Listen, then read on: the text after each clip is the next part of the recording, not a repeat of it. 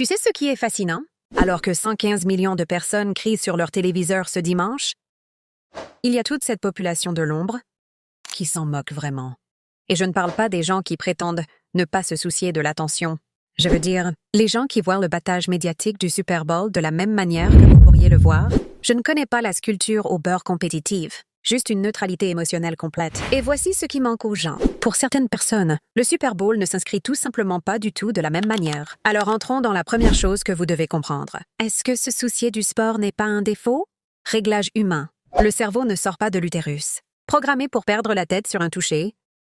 Que se passe-t-il réellement lorsque les gens sont obsédés par le Super Bowl? Est-ce que toute cette masse enchevêtrée d'identité tribale, avoir l'impression de connaître personnellement les joueurs, même si tu ne le fais absolument pas, et il y a en fait un terme pour ça. Se prélasser dans la gloire reflétée, en gros, votre cerveau peut vous donner un coup de dopamine lorsque votre équipe gagne, même si tu n'as littéralement rien fait, sauf exister sur votre canapé dans le bon code postal. Pour les gens qui ne se soucient pas du Super Bowl, regardez ça arriver à d'autres. C'est comme « OK, cool ». Je suppose que ce déclencheur particulier n'atterrit tout simplement pas de la même manière. Il y a en fait des recherches intéressantes ici, extraits de la revue de psychologie du consommateur, qui a révélé que les gens ont des niveaux de stimulation optimaux très différents.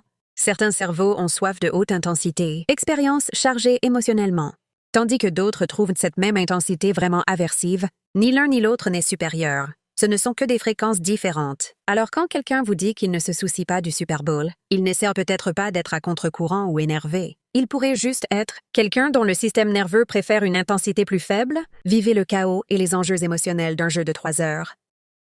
Avec un élan constant, peut vraiment sembler épuisant plutôt qu'excitant. Et c'est là que ça devient psychologiquement dense. Les humains sont tribaux par nature, nous avons survécu en tant qu'espèce. Parce que nous avons formé des groupes et concouru avec d'autres groupes, le sport puise dans cette chose d'identité de groupe primitive. Je sais que ça a l'air dramatique, mais la réponse émotionnelle à mon équipe 1 contre leur équipe 1 suit beaucoup des mêmes schémas, aussi anciens en groupe que dehors. Dynamique de groupe. Mais tout le monde ne vit pas ce pôle avec la même intensité. Certaines personnes pourraient tirer leur sens de la communauté des clubs de lecture ou des forums en ligne de niche sur les claviers mécaniques, ou littéralement n'importe quoi. Cela n'implique pas de regarder des hommes adultes se donner des commotions cérébrales sur une balle oblongue. Ils ne rejettent pas la communauté elle-même. Ils viennent de le trouver ailleurs, dans des espaces qui ne les obligent pas à mémoriser les statistiques du quart arrière, ou se demander si c'était vraiment un piège. Maintenant, parlons de quelque chose qui pourrait expliquer une partie de la déconnexion, locus de contrôle. Il y a ce concept en psychologie, où les gens développent un locus de contrôle interne ou externe. En gros, avez-vous tendance à concentrer votre énergie sur les choses que vous pouvez influencer ou es-tu à l'aise? Investir émotionnellement dans des choses hors de votre contrôle. Pensez à ce qui se passe lorsque vous regardez un match, tu cries sur un écran, vous manifestez un objectif sur le terrain, tu portes tes chaussettes porte-bonheur. Mais rien de tout cela ne change ce qui se passe sur le terrain. Certaines personnes sont tout à fait d'accord avec ça. Le voyage émotionnel est le point. D'autres pourraient trouver cela fondamentalement insatisfaisant et préfèrent dépenser énergie émotionnelle sur les choses où leur effort crée un résultat direct. Aucune des deux approches n'est erronée. Ce ne sont que des tendances psychologiques différentes. Oh, et n'oublions pas l'éléphant dans la pièce! Surstimulation, sérieusement. Personne ne parle jamais de ce à quoi ressemble déjà la vie moderne. Vous êtes frappé par les délais de notification. Textes aléatoires sur certains TikTok que vous n'avez pas vus.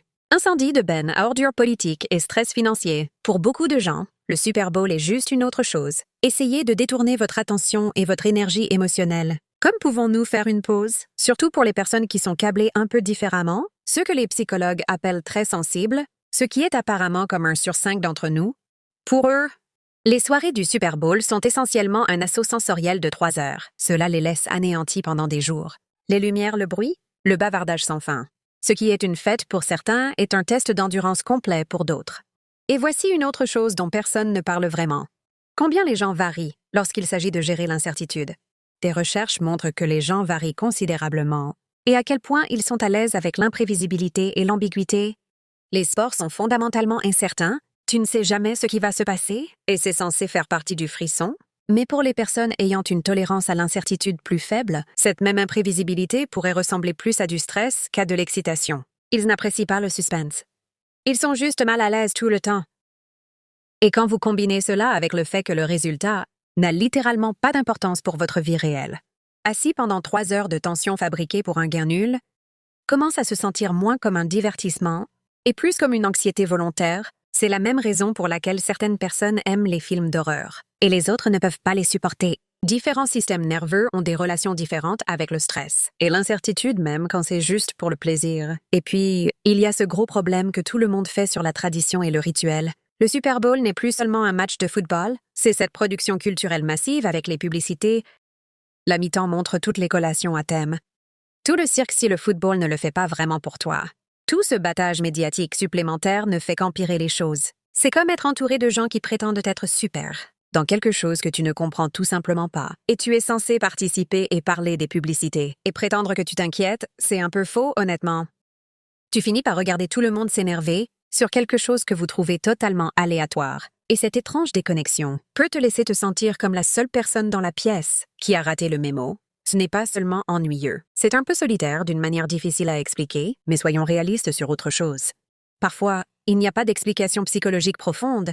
Parfois, les gens n'aiment tout simplement pas le football. De la même manière que certaines personnes n'aiment pas la coriandre, ou de la musique techno ou des podcasts sur le vrai crime, nous devenons tellement obsédés par la pathologie de chaque différence que nous oublions. Les humains ont juste des goûts différents. Choquant, je sais. La personne qui ne se soucie pas du Super Bowl pourrait être profondément passionnée par la Formule 1, ou le curling olympique, ou littéralement toute autre chose, et cette préférence n'a pas besoin d'une justification neurologique.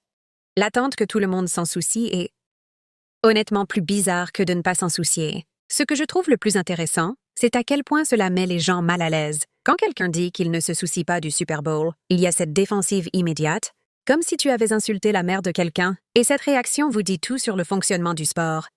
Comme marqueur d'identité dans notre culture, lorsque vous rejetez le Super Bowl, certaines personnes l'entendent comme les rejetant leur valeur, tout leur monde social.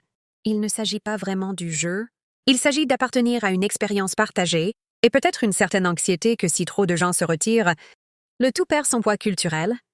Donc, si vous êtes quelqu'un qui ne se soucie pas du Super Bowl, il y a probablement un mélange de facteurs en jeu. Peut-être que votre niveau de stimulation optimale est plus bas. Peut-être préférez-vous investir de l'énergie dans des choses que vous pouvez directement influencer. Peut-être que vous n'êtes tout simplement pas câblé pour être enthousiasmé par les sports de compétition. Peut-être trouvez-vous le spectacle fabriqué épuisant. Peut-être que l'incertitude ressemble plus au stress qu'au plaisir. Ou peut-être que tu trouves vraiment ça ennuyeux, et c'est toute l'explication. Ce sont tous des moyens tout à fait valables d'exister. Et si tu es quelqu'un qui vit pour le Super Bowl, c'est tout aussi valable. Nous n'avons pas tous à vivre le monde de la même manière. Et honnêtement, c'est probablement la seule raison pour laquelle la société fonctionne du tout. Vous pouvez avoir 115 millions de personnes qui perdent leurs esprits sur un match de football, alors qu'un autre groupe massif est parfaitement content. Faire littéralement autre chose, et d'une manière ou d'une autre, nous coexistons tous. C'est tout le problème.